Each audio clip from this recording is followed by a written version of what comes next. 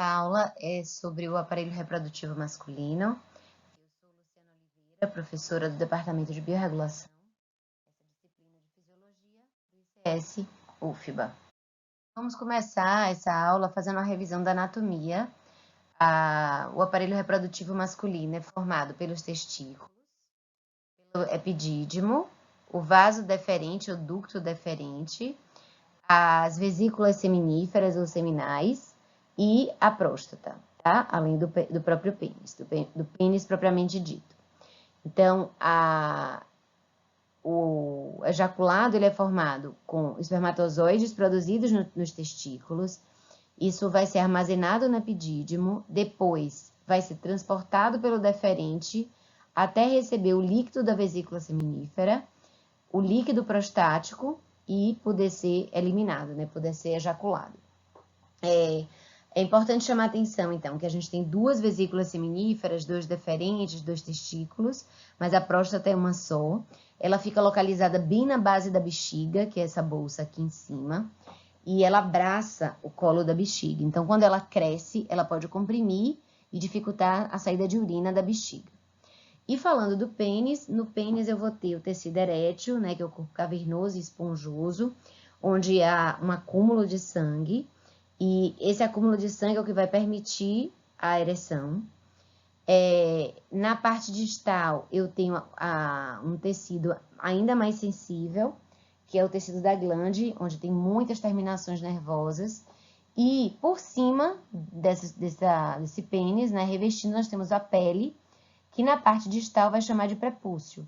Então, o prepúcio ele pode ser um prepúcio curto, médio, que seria mais ou menos como está nesse desenho, e um prepúcio longo, em que a gente tem pele sobrando depois que acaba o pênis.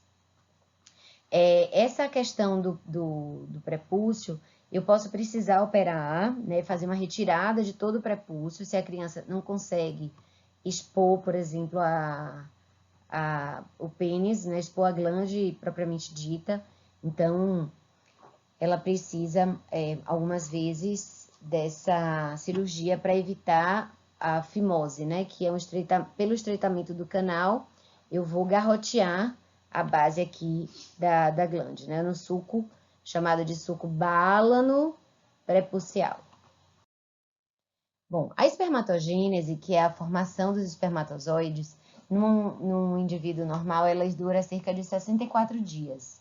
Então, ela vai começar a partir das células principais, né, que são as espermatogônias.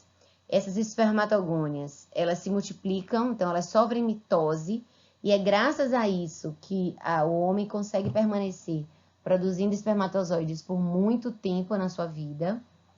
E no processo de diferenciação da espermatogônica, ela vai passar para espermatócito 1, depois para espermatócito 2, na sequência para espermátides, e só no final, quando ele perde, inclusive, uma boa parte do citoplasma e cria o flagelo, é que ele se torna um espermatozoide.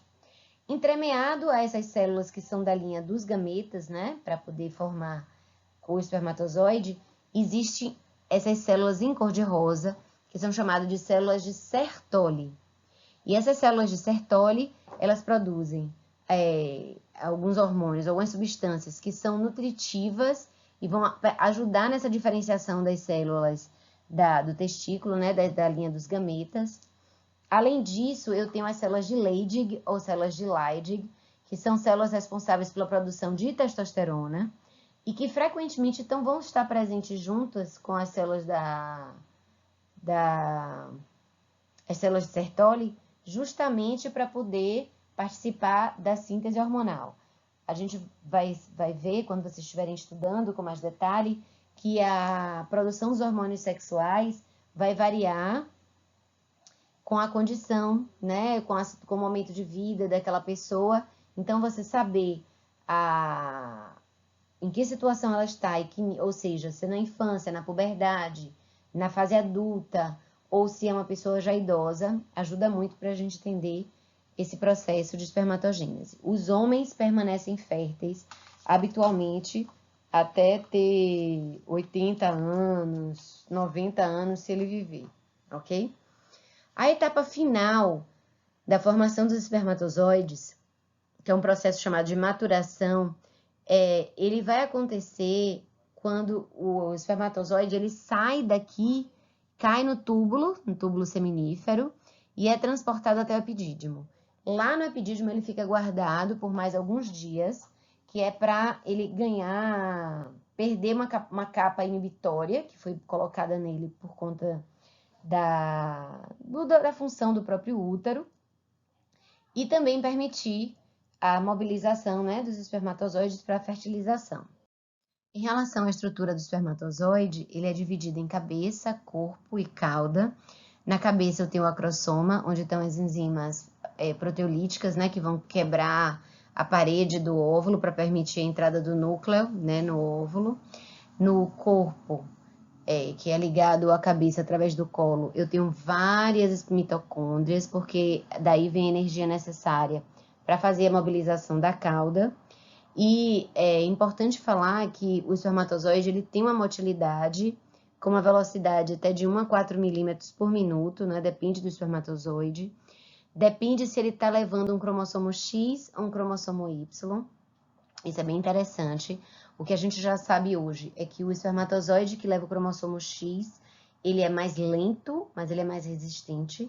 E o que leva o cromossomo Y, ele é mais rápido, mas ele ao mesmo tempo é mais frágil. Ele é ativo, né, em meio alcalino ou neutro, e o pH da vagina, né, e do útero é um pH ácido, fisiologicamente mesmo. Então, isso acaba dificultando o funcionamento do espermatozoide. E é por isso que a gente precisa de milhões de espermatozoides para apenas um fazer a fecundação. O aparelho reprodutivo masculino, ele tem as vesículas seminais, cujo papel delas é secretar o líquido seminal, que é mucoide, né? E nesse líquido estão várias substâncias nutritivas, né? Como a frutose, que é a mais importante delas, mas também contém prostaglandinas, que vão ser importantes para a mobilização do aparelho reprodutivo feminino. E a próstata é uma glândula que vai produzir o líquido prostático, que é um líquido bem ralinho, meio leitoso, que é muito rico em cálcio, fosfato e citrato, e essa concentração dele é importante para manter a motilidade do espermatozoide no corpo feminino. Além disso, a próstata também secreta enzima de coagulação e a profibrinolisina. A enzima de coagulação, ela vai fazer com que forme uma gelatina do sêmen logo que ele sai do corpo humano. Então, na hora que ele é eliminado, que acontece a ejaculação, ele é meio gelatinoso e ele vai permanecer assim por alguns minutos e depois a profibrinolisina é ativada, ela quebra essa fibrina que estava dando essa estrutura gelatinosa e daí os espermatozoides são liberados. Bom, a gente não pode deixar de falar de ereção, emissão e ejaculação. Todo mundo sabe o que é ereção e ejaculação. A emissão a gente vai aprender hoje. Então, a ereção é quando eu tenho um preenchimento dos sinusoides cavernosos, né? Dos corpos cavernosos, pela vasodilatação. Essa vasodilatação, ela vai acontecer por impulso parasimpático, liberando lá na terminação óxido nítrico, ou VIP, ou ACTH, né? É ACTH mesmo, que é o hormônio de estímulo do córtex adrenal, mas ele não faz só estímulo de córtex adrenal. A gente já viu lá no passado, né, na aula passada, várias ações, e aqui também tem mais essa ação. Então, a inervação que promove a liberação dessas substâncias é parasimpática, e com isso, nessa substância vasodilatadora, o óxido nítrico, inclusive, o NO, é um dos nossos principais vasodilatadores. Daí eu vou ter um aporte maior de sangue, os sinusoides, que parecem uma sanfona bem encurtadinha, à medida que eles vão enchendo, eles vão desenrolando. Eu costumo comparar com uma mangueira, sabe mangueira de molhar jardim? Que quando você tá com ela toda enroladinha. Se você abrir a torneira, vai enchendo de água, vai aumentando a pressão dentro da mangueira e ela vai desenrolando. Só que não adiantaria nada a gente ter um aumento da vazão de sangue, ou seja, uma vasodilatação para chegar muito sangue no pênis, se eu não fizesse uma oclusão venosa parcial. Então, dessa forma, o que está chegando consegue acumular no pênis e daí a pessoa tem ereção. Bom, existe uma fase entre ereção e ejaculação que é chamada de fase de emissão. E essa fase é uma fase muito curtinha, ela é ativada pelo sistema nervoso simpático e o papel dela é justamente juntar os espermatozoides com o líquido seminal, com o líquido prostático e daí sim ter o sêmen. Então, a emissão ela vai ser importante na produção, na formação do sêmen que vai ser ejaculado. E, por fim, a ejaculação propriamente dita, que é essa expulsão do sêmen para o meio externo, ele acontece não só pelos próprios... pela contração rítmica dos órgãos genitais e da musculatura pélvica, né, perineal. Então, só essa contração já ajuda, mas também a contração de musculatura pélvica. E a característica do ejaculado sem em pequenos jatos, né? Então, sai uma pequena quantidade, para, pequena quantidade, para, pequena quantidade, para. Porque como são contrações rítmicas e musculatura lisa e esquelética, então eu tenho uma contração e relaxo, contração e relaxo. E é por isso que a ejaculação ela é dessa forma. E o orgasmo, como a gente conhece, como a gente entende, ele perpassa essas duas fases no corpo masculino. Então, tanto a fase de emissão quanto a fase de ejaculação.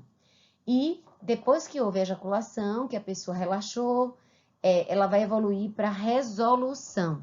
Isso também é fisiológico. Então, não é simplesmente porque o homem é egoísta e depois do sexo ele vira para o lado e vai dormir, porque na biologia ele acaba sendo... caminhando para essa fase, que é a fase de resolução, que ele não pode ser mais ativado.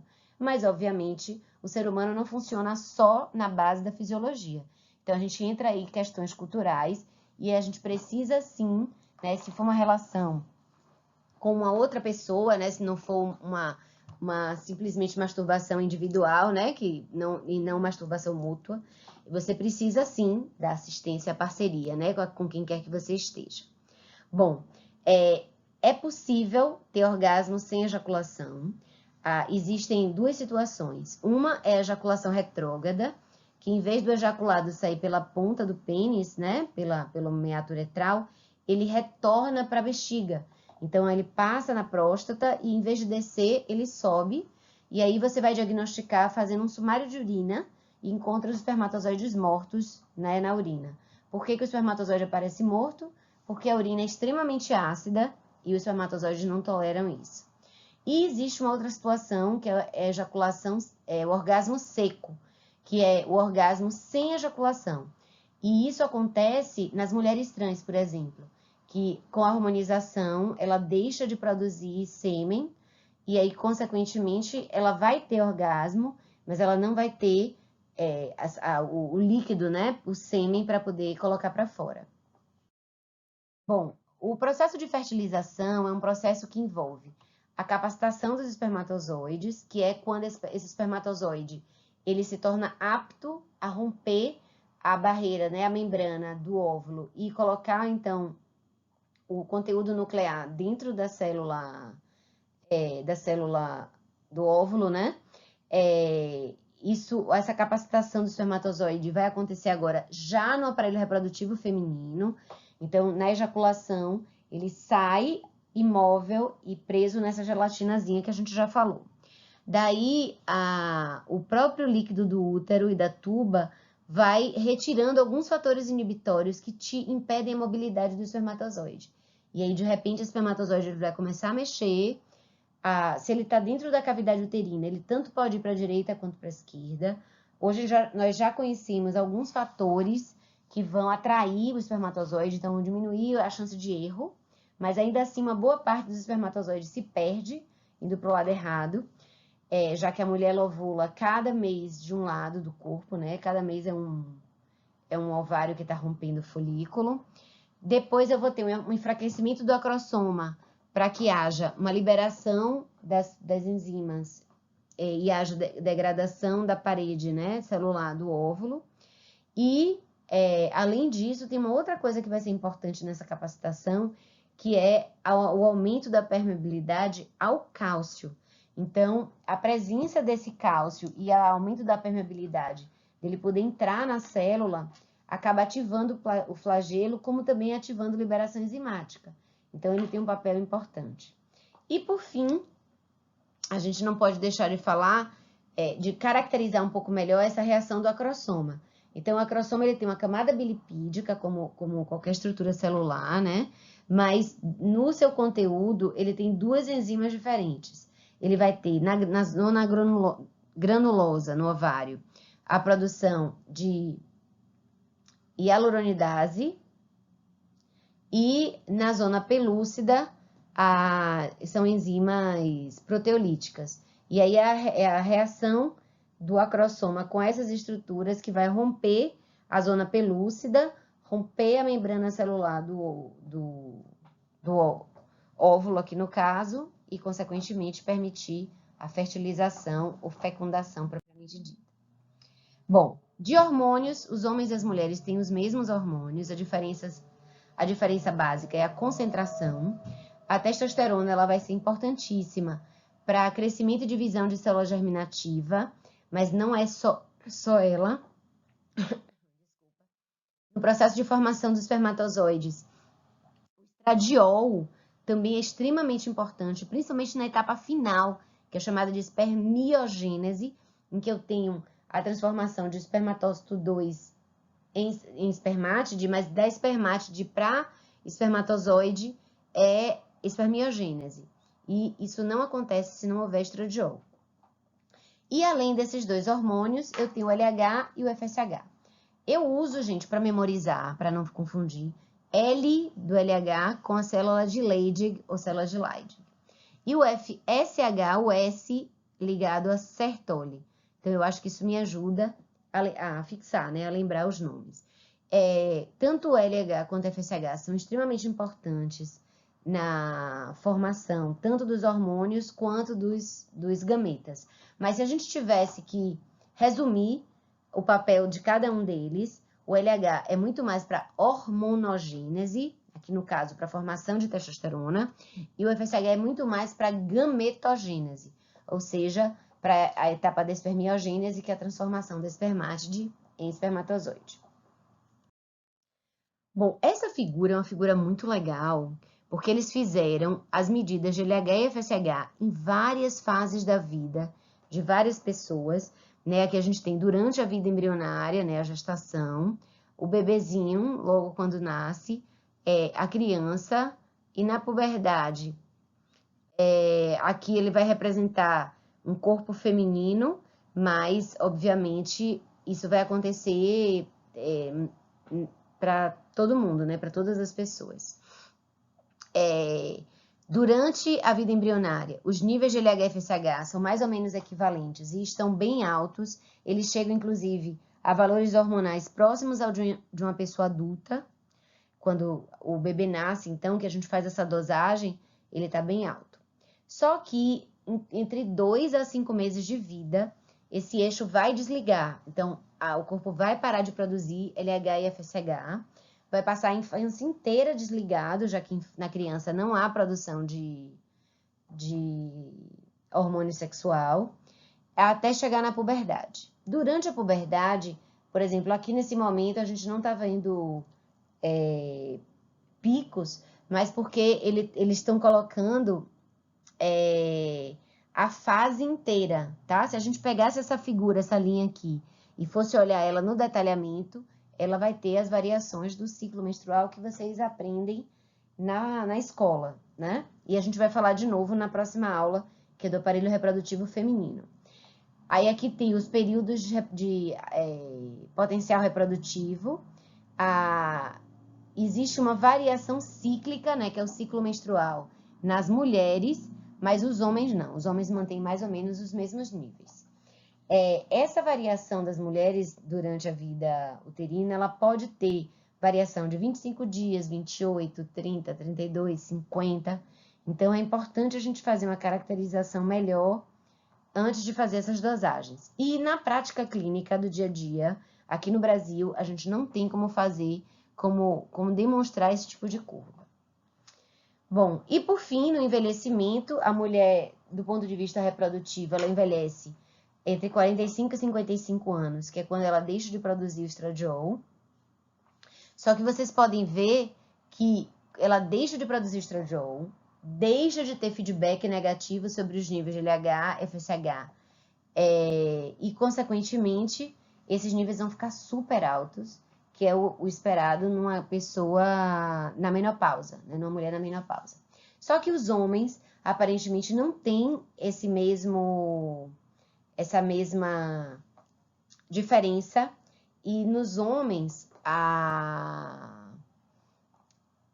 eles mantêm níveis relativamente constantes de hormônio sexual, e durante muito tempo se discutiu se havia ou não andropausa, que seria o equivalente dos homens, né, da menopausa para os homens. Só que a gente não acredita que exista, assim como vários outros pesquisadores. Por quê? Porque a menopausa ela vai acontecer com todas as mulheres. Ah, mas eu usei 30 anos de anticoncepcional. Será que isso não vai adiar minha menopausa? Não. Você vai menstruar no mesmo dia que você iria menstruar antes. Então, a menopausa ela é uma morte celular programada, que a gente já nasce com isso determinado. O homem ele não tem nada disso. O testículo ele pode seguir funcionando até 80, 90 anos e a pessoa ter gameta e poder gestar filhos próprios, né? Quer dizer, gestar não. Permitir a concepção de filhos próprios. Meu último slide, e o objetivo dele é mostrar as ações da testosterona.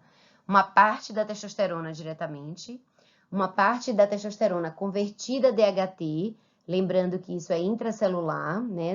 A gente tem muito pouco DHT circulante, e algumas coisas através do estradiol. Não é a testosterona diretamente, ou pelo menos não é ela sozinha que faz isso. Algumas ações que são exclusivamente da testo. Aumento da contagem de glóbulos vermelhos, aumento da massa muscular, como a distribuição de gordura, que vai tirar a cintura, né, deixar o corpo um pouco mais reto. Piora do perfil lipídico, diminuindo o HDL, que é o colesterol bom, e aumentando o LDL. A testo também diretamente é quem faz o crescimento da laringe e, consequentemente, a modificação da voz. E um detalhe interessante é que assim, a testosterona ela faz o crescimento da laringe para a voz ficar mais grave, mas não é possível trazer uma laringe que já cresceu para tamanhos menores, tá? Então a gente vai, quando vocês estiverem atendendo, se Deus quiser, pessoas trans, os homens trans a gente consegue fazer uma voz bem convincente, mas a mulher trans não necessariamente. A gente às vezes vai precisar de fonoterapia, de orientação ou até de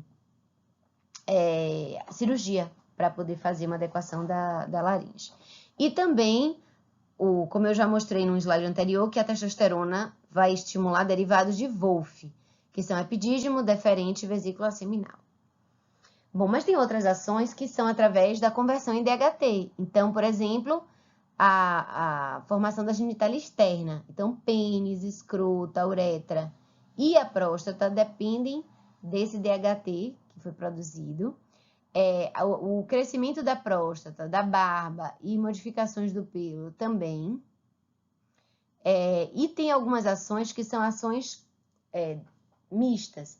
Então, tanto a ação do testo quanto do DHT. Por exemplo, a função e crescimento e aparecimento das vesículas seminíferas ou seminais.